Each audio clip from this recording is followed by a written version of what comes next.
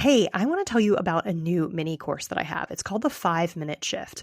One of the most frequent questions that I get from people on social media and clients is, how do I stop feeling anxious? How do I stop feeling upset? How do I stop feeling angry at my spouse? How do I stop feeling a certain way and get to something that feels better? This mini course is to answer that question. It's a 30-minute video. You get a cheat sheet and the slides, plus a Q&A and a why this works video. But really all you need is the 30-minute video, the how-to. It's a process I use every single day, multiple times a day. I have clients who use it and have experienced huge changes in their life. And if you practice this method over and over again, I promise you'll be able to shift any emotion in around 90 seconds to about 5 minutes. So if you're somebody who feels like you get stuck in emotions, you stew in emotions, you spiral in them, and you really wish that you could get out of them and it didn't involve scrolling or eating or shopping or any of that, this is for you. It's $29. There's a link in the show notes, and I hope you enjoy it. Welcome back to Calmer Conversations, the podcast where you learn how to help your brain become a calmer place to be so that it's easier to feel exactly how you want to feel in your daily life. Whether that's feeling calm and confident, content, or even joyful, or just like you've done enough of the right things at the end of the day, or all of the above. I'm Cecilia Mandrick. I'm a certified life coach, yoga therapist, and founder of the Calm Brain Academy. If you're ready to shift the patterns of self-sabotage, procrastination, daily overwhelm, people-pleasing, and perfectionism, you're in the right place. Not only is it possible to change the conversation between your brain and your body, when you do, you'll change your life in the process. And you're one step closer just by joining me today. Ready? Let's dive in. Hey, and welcome to Calmer Conversations, episode 18. I am Cecilia, your host, and today I want to talk about the role of identity, and specifically past identity and future identity, in creating change in your life. And that change could be something that feels relatively small, like I want to feel calmer, even though I would argue that's probably a big change, or it could be something really major, like I want to change careers or I want to make a big move or do something else really drastic in my life. So no matter where you are in that space, you're probably listening because you want to feel differently in your life on some level. And so what I'm going to talk about today can be applicable across the board. So don't think that you need to have major identity shifts on your radar or changes in your life for this to be applicable for you. If that sounds good to you, let's get started. Again, the role of identity in changing. So one of the things your brain probably does, or most likely does, because you're a human, is it predicts who you're going to be based on who you have been. So it uses information from the past and other people's interpretation of your personality for how you're going to be in the future. And this is a really interesting thing that it does. Part of it is if you listen to the episode where we talked a little bit about the motivational triad, conserving energy. This is part of your brain that wants to conserve energy. And so it's easier to assume things will continue how they have been instead of them changing all the time, because it makes it easier for your brain to filter information and to predict what's going to happen. So your brain thinks you will continue to be who you are. That same part of your brain also really wants you to kind of maintain who you have been into the future because you've survived, right? So even if who you have been, let's say you experience a lot of overwhelm or anxiety or anger, or you feel like you procrastinate a lot, and that's who you quote unquote have been, this part of your brain wants you to continue that because even though it feels uncomfortable to you, you're still alive right now. And this part of your brain is concerned with the conserving energy, but also with keeping you alive. So it's not interested in you thriving. It's not interested in you living your best life, in being your fullest self and shining your brightest, or even just enjoying life. It is interested in you staying alive so that you can reproduce, so that you can contribute to your tribe, etc. And so knowing as we go into this episode that there's a big part of your brain that wants you to stay the same is really powerful. And if you want to change, right? Let's say, and I use the example of exercise a lot. If you want to become somebody who moves your body, if you want to become somebody who journals, if you want to become someone who feels calmer or is more present, you're changing. You're making changes within yourself. And so you're living into a different version of you. And in order to get to that new version of you, we have to do a couple things. And the brain-based approach to doing this, the way of working with how your brain functions and how your nervous system functions, is what we're kind of going to dive into a little bit more. And this will be a little bit of like, you can play along here if you have a journal, or if you have some way of writing down the steps, or, you can look at the transcript, you can get them and you can kind of work through this yourself.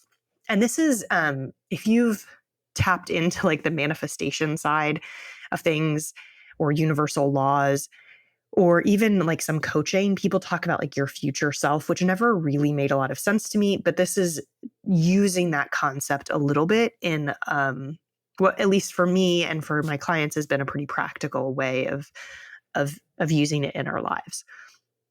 Okay, so your brain is a creature of habit. Your brain likes to conserve energy. And so almost everything it does is on autopilot and in habit mode. And that's totally fine and normal. We just want to recognize when that's happening. So your brain has a lot of habits. What we do as humans is we take these habits and we make them mean something about us. So for instance, your brain might be in the habit of acting in a perfectionist way. Your brain might be in the habit of procrastinating to keep you safe. Your brain might be in the habit of worrying, of experiencing anxiety. And usually what we do as people is we take these habits and we interpret them. And other people do this for us too, right? They tell us, oh, you're just this kind of person. We make it mean something about us. So we take these comments, we take these habits, and we turn them into personality traits, which means that it's something inherent about you, something that's unchangeable about you, something that will continue on for the entirety of this lifetime, right? And if you want to live into a new version of yourself, you have to kind of divorce yourself from these being traits. And so the first thing that you want to do if you want to feel differently in life, or you want to change your identity in some small or big way, is recognize, what is the story you tell you about you right now? So you can pause this, or you can come back to this later, but take the time to kind of write it out or speak it out to yourself or record yourself in whatever way is helpful for you. But I would encourage you to either do it out loud or to write it down, instead of just thinking it through. I will fully admit that I tend to be like, oh, I'll just think it through, but it's really not as powerful for your brain as writing it down or getting out of yourself. If you don't like writing, to speak it out for yourself. So recognizing, this is how I talk to me about me. This is the story I have about me. If I needed to define myself to someone else or explain my personality traits, this is what I would say. This is a really powerful exercise because it tells you your beliefs about you and the things that you are probably inadvertently perpetuating in your life. So for instance, if you think, I'm just a wound up person, or I'm just an anxious person, or I'm just an angry person, it's a belief you have about you. It's a quote unquote truth that you're carrying around about you. You think it's a personality trait. And sometimes we absorb them from other people, right? There was a client who the women in her family have trouble sleeping. And so she just assumed that she would have trouble sleeping. And she never really questioned this. This was just like a story she had. It's trouble for women in my family to sleep. I'm just never going to be a great sleeper, right? And this was a personality trait that she had. And yet she brought this to coaching. She wanted to work with it. She wanted to shift it and change it. And one of the first things we had to do was recognize the story, right? Recognize that you are telling yourself the story you're telling you about you. As I've mentioned in other episodes, this story is not true, right? This story is not a truth about your inherent being. It might be a habit that your brain has been in. It might be a way that you have been acting. For all you know, it might have been something that you did when you were a kid on one day. Somebody made a comment and then you took that comment on and kind of lived into that person, right? So you might have been told, oh, you were an anxious kid, and then you just became an anxious adult. And again, with some of these things like anxiety, there is a brain chemistry component, and we're not talking about that. We're talking about the thought side of this. We're never going to argue with the brain chemistry. That is exactly why medicine is so powerful for so many people. So we're talking about the other side of it, which is this side that you can impact and that you can shift and change. And that side is the side that says, okay, I hear that I have been in this habit of worrying, or I have been in this habit of being quote unquote tightly wound, or being type A, or procrastinating. This is a story I've been telling about myself. Once you notice, once you kind of write this down, you might ask yourself, how open am I to letting the story go or shifting and changing the story? And I think this is always a really important check-in, because sometimes we're not quite ready to let it go. Sometimes we are. We're more than ready. Maybe that's why you're here. You're working with me in some capacity. And so you're ready to let it go, but sometimes you're not. And sometimes it's okay to just say, okay, this is the story that I'm working with. This is what I'm telling myself about me. I'm not ready to change it, but I can be in the awareness that this is the story I'm telling, and I can be in the space of accepting it and noticing how it's impacting me. So I can start to notice, okay, when I do tell myself that I'm an anxious person or that I'm just a procrastinator, I can start to notice how I feel and how that impacts what I do in my life. So you can start to be in that awareness, acceptance kind of pathway for you. But then when you're ready, because at some point you will be ready to shift and change, you want to ask yourself, where am I going? Who am I living into? What is the next version of me? And if I could let those stories go, if those weren't truths about me, like immutable truths that I cannot change, what would I want to be true about me today? What truth would I want to live into? What story would I want to start to tell myself?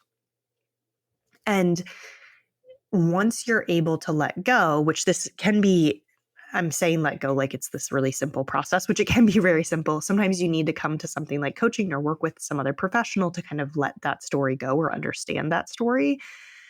But once you're ready to let it go, and you do let it go through whatever means you choose, then starting to decide, who am I becoming? Where am I going?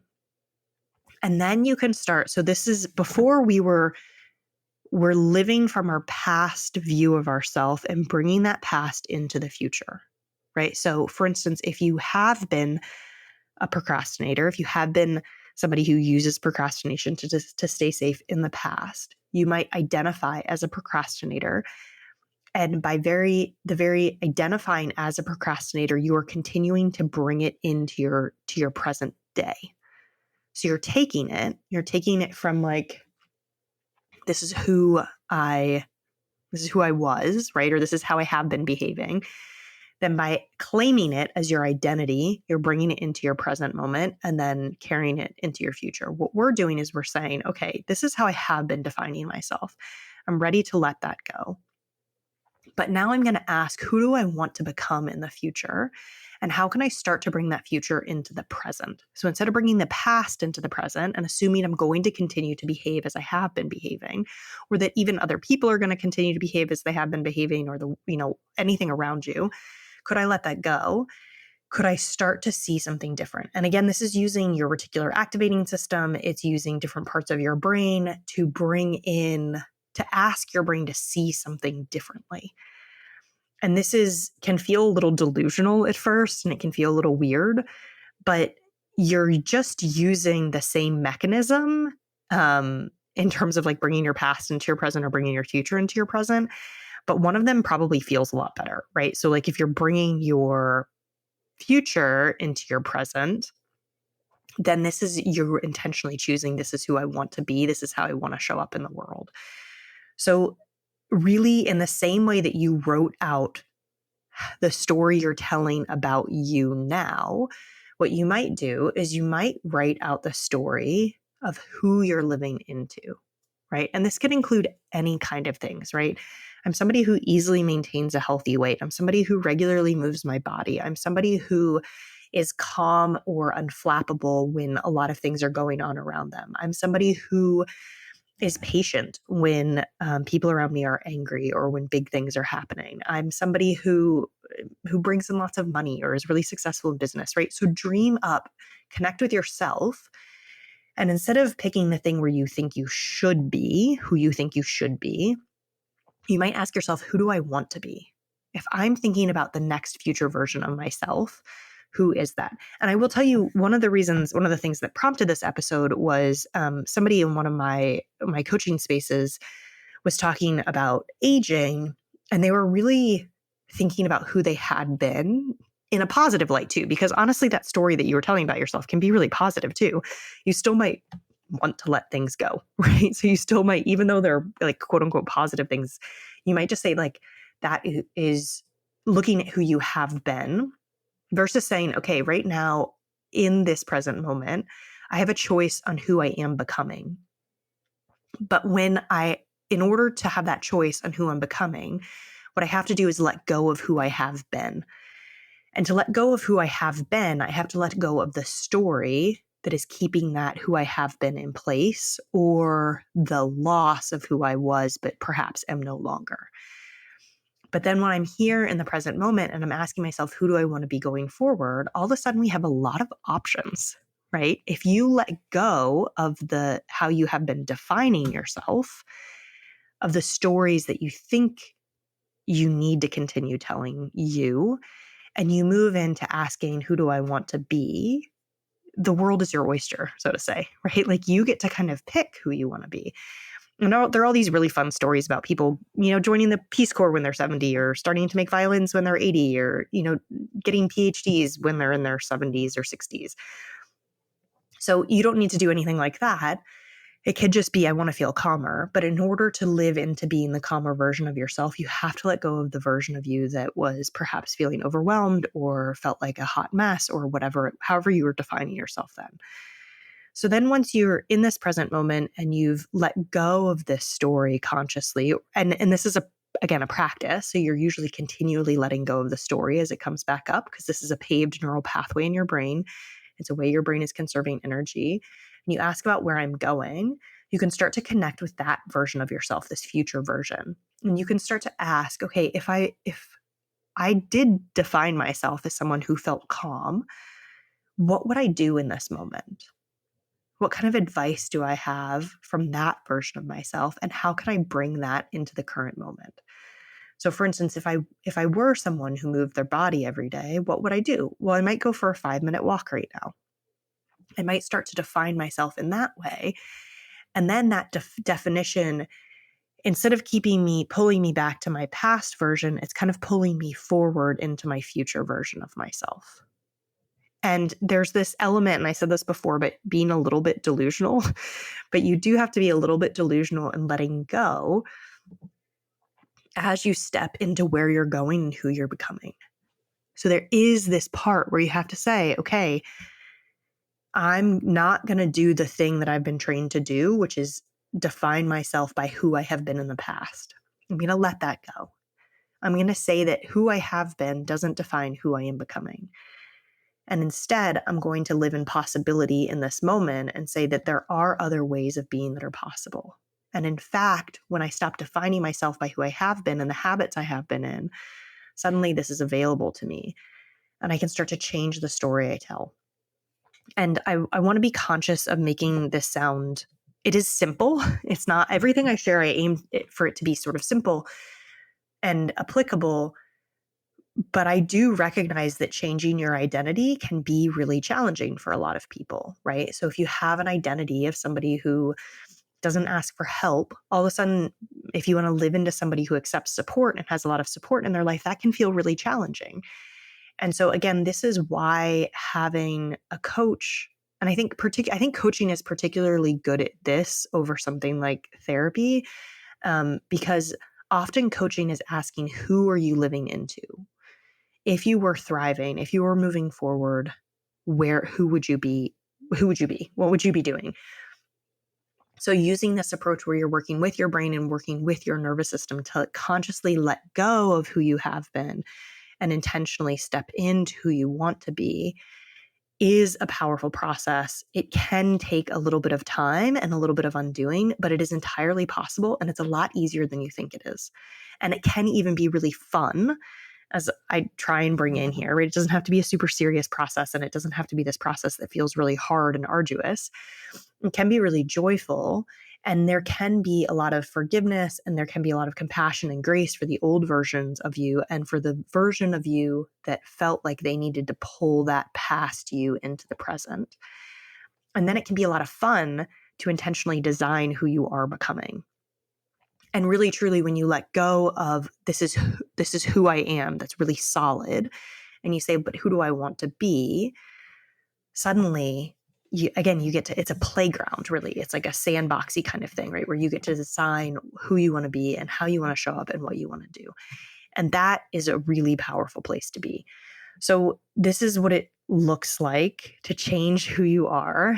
And it can be, I feel like I've done this several times in my life. I've once said to somebody, I feel like I've lived several lifetimes. And I was like, but in this life, right? I feel like I've lived several lives within this life, because once I figured out how to do this and can do this intentionally, you can start to let go of identities and assume identities as you want to, and as you recognize what's serving you and what's not serving you.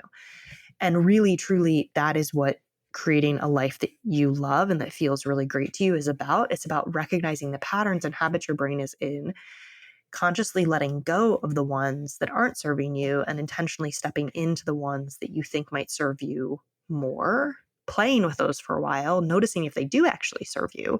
And if they do, moving forward with them. And if they don't, then dropping them and changing to something else. Okay, so that's the role.